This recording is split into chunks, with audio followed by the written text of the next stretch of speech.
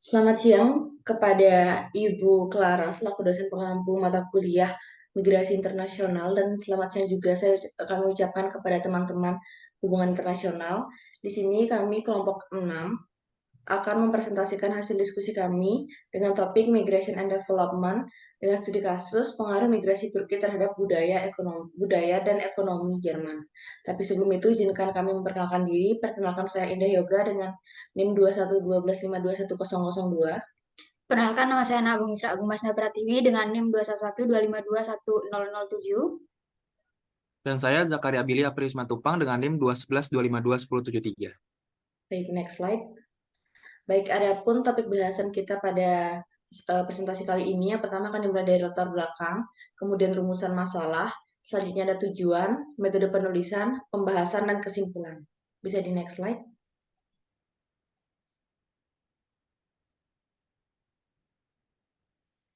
Baik, untuk pembahasan pertama terkait latar belakang akan dijelaskan oleh rekan saya. Baik, terima kasih atas waktunya. Jadi di sini saya akan menjelaskan mengenai latar belakang. Perkembangan globalisasi yang terjadi saat ini tentu membuat migrasi semakin dikenal dan semakin diperlukan. Nah, untuk menyeimbangkan arus dari perekonomian ataupun teknologi yang terus berkembang di era globalisasi ini, migrasi perlu dilakukan guna mengisi sektor pasar tenaga kerja ataupun memberikan berbagai inovasi baru. Nah, secara umum, migrasi dapat diartikan sebagai perpindahan penduduk dari satu tempat ke tempat lain dengan tujuan untuk menetap. Nah, menurut Prawiro tahun 1979, migrasi ini merupakan sebuah gejala gerak perpindahan tempat tinggal yang dilakukan secara horizontal dengan melewati batas-batas administrasi yang kemudian akan berpindah menuju batas administrasi lainnya. Nah, biasanya orang-orang yang melakukan migrasi memiliki tujuan dan alasan tertentu seperti memperbaiki kondisi kehidupan, mendapatkan peluang pendapatan yang lebih layak, dan lainnya. Nah, migrasi internasional yang dilakukan tentu akan memberikan dampak dan dipengaruhi secara berbeda oleh konteks politik, sosial, budaya, maupun kelembagaan dari negara tuan rumah. Nah, selain itu, migrasi internasional yang dilakukan juga akan memberikan perkembangan terhadap negara pengirim atau negara penerima. Nah, salah satu contohnya adalah migrasi internasional yang dilakukan oleh Turki dan Jerman. Nah, Jerman sejak Perang Dunia Kedua telah mengalami 3 kali gelombang migrasi besar yang akhirnya berakhir dengan dibangunnya Berlin Wall oleh Walter Albrecht. Nah, pembangunan Berlin Wall ini bertujuan untuk mencegah terjadinya brain drain dari Jerman Timur ke Jerman Barat. Nah, pada tahun 1961, permintaan tenaga kerja baru di Jerman dipenuhi dengan permintaan perjanjian tenaga kerja dari Turki. Nah, pada saat itu juga gelombang arus globalisasi, gelombang arus migrasi terjadi oleh Turki dan Jerman. Nah, banyaknya imigran Turki yang akhirnya memilih untuk menetap di Jerman dan melakukan migrasi kerja ke Jerman, juga membuat mereka harus berintegrasi dengan kondisi sosial di Jerman. Nah, pemerintah Jerman akhirnya membuat kebijakan-kebijakan integrasinya dan membantu para imigran Turki untuk menetap di sana. Nah, namun karena adanya transformasi perubahan politik dan gejolak internasional membuat Islamofobia kembali muncul di daerah-daerah Eropa. Nah, hal ini juga membuat imigran Turki menghadapi realitas antara diterima atau ditolaknya mereka dalam kehidupan bermasyarakat di Jerman. Namun sebenarnya imigran Turki ini sangat membawa pengaruh baik, entah itu dalam sektor perekonomian dan lainnya di Jerman. Sekian presentasi dari saya, dilanjutkan oleh teman saya. Baik, terima kasih atas waktunya Bung Mas. Pada tulisan atau paper kami terdapat satu rumusan masalah, yakni apa saja dampak yang diberikan dari migrasi internasional penduduk Turki ke Jerman.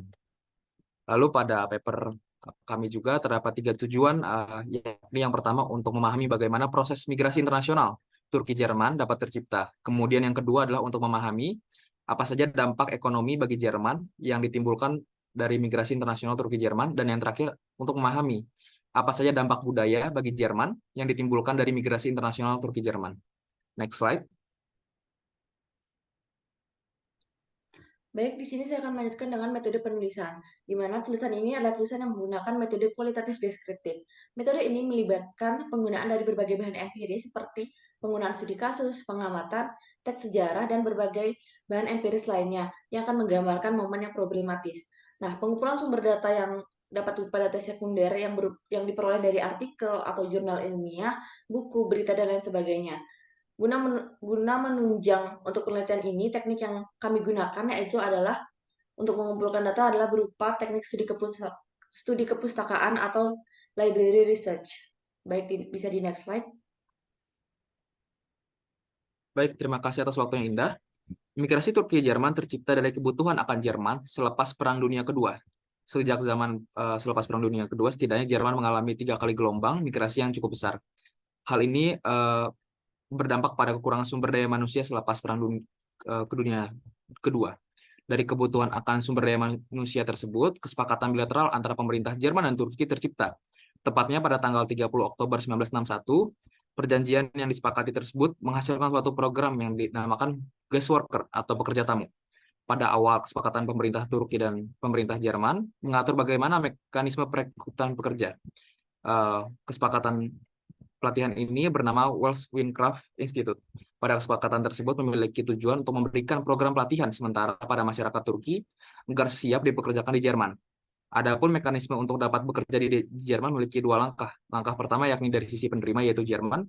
Perekrutan ini dilakukan dengan cara melalui kantor resmi Jerman yang didirikan oleh pemerintah Jerman di Turki. Adapun para imigran yang ingin bekerja di Jerman harus melalui 2 tahap seperti tes medis dan wawancara kerja. Lalu langkah yang kedua yaitu menjadi penentu apakah orang tersebut lolos atau tidak. Dan jika memenuhi syarat, maka pemerintah Turki akan mengeluarkan surat kerja. Dari regulasi yang dibentuk oleh antara pemerintah Turki dan Jerman yaitu yang pertama adalah membuat pelatihan di sektor pembangunan. Hal ini memiliki tujuan agar pekerja imigran Turki siap dipekerjakan saat sudah sampai di Jerman. Yang kedua adalah kebijakan mengenai masa kerja di Jerman yaitu selama 2 tahun saja dan harus balik ke Turki. Hal ini sebagai aturan untuk adanya rotasi. Dan kebijakan yang terakhir adalah kebijakan untuk memperbolehkan para pekerja imigran membawa keluarga mereka, baik dari orang tua, istri, dan anak. Next slide.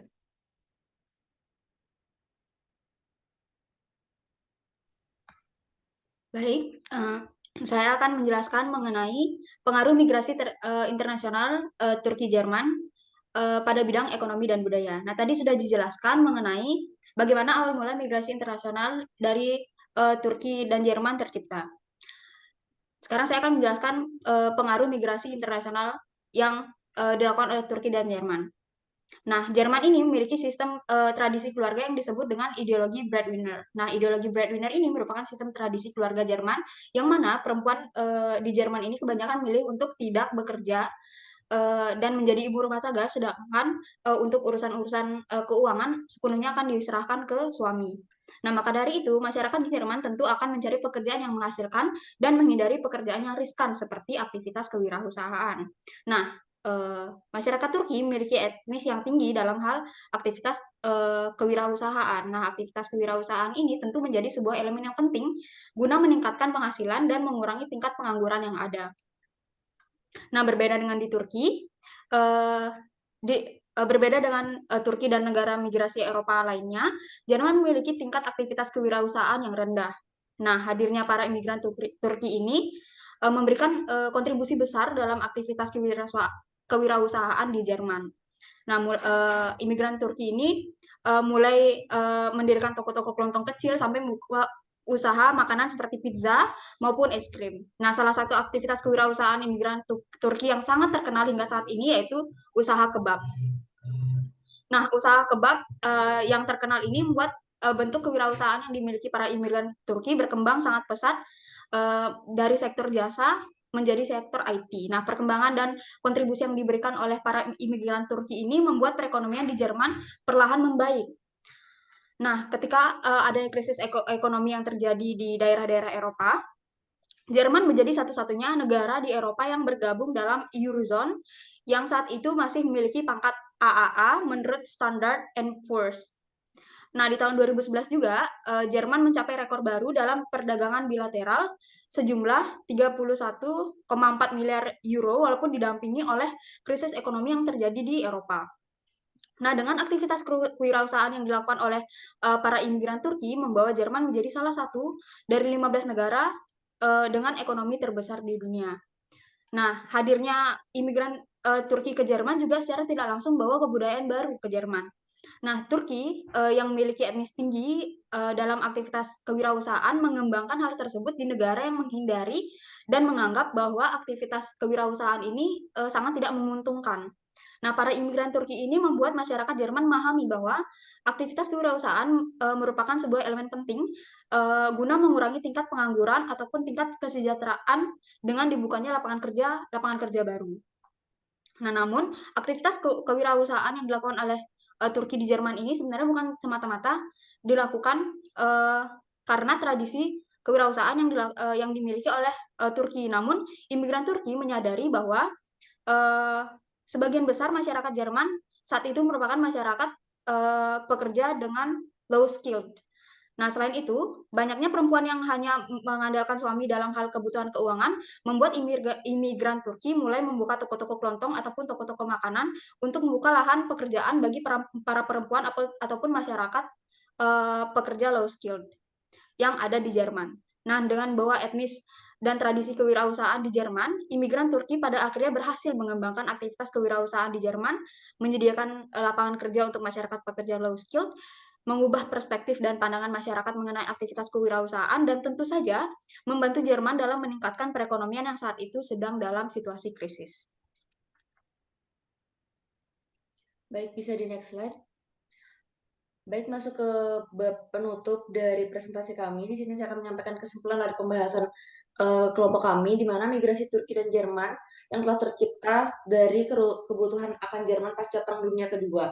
Dari hal tersebut, kesepakatan bilateral antara pemerintah Jerman dan Turki mulai tercipta, tepatnya pada tanggal 30 Oktober 1961. Kesepakatan ini juga melibatkan Dewan Pengrajin di Hamburg yang dengan tujuan untuk memberikan pelatihan bagi pekerja Turki di Jerman. Alasan Turki setuju untuk melakukan berbagai kesepakatan migrasi internasional dengan negara Jerman didasari pada keinginan Turki untuk mempromosikan negara Turki sebagai pekerja migrasi ke Eropa, serta ingin meningkatkan pertumbuhan ekonomi, mengurangi tingkat pengangguran, dan meningkatkan keterampilan baru. Pada kesepakatan tersebut memiliki tujuan untuk memberikan program pelatihan sementara pada masyarakat Turki agar siap dipekerjakan di Jerman. Tidak hanya itu, pemerintah Jerman juga melakukan beberapa kebijakan terhadap imigran Turki. Dengan begitu, REID atau Return and Immigration of Asylum Seekers mencoba untuk memulangkan para migran dari Turki yang ada di Jerman. Berbeda dengan Turki dan negara imigrasi di Eropa lainnya, Jerman memiliki tingkat aktivitas kewirausahaan yang rendah. Hadirnya para migran Turki ke Jerman memberikan kontribusi yang cukup besar dalam aktivitas kewirausahaan. Dengan aktivitas kewirausahaan tersebut, para migran Turki membawa Jerman sebagai salah satu dari 15 negara ekonomi terbesar di dunia.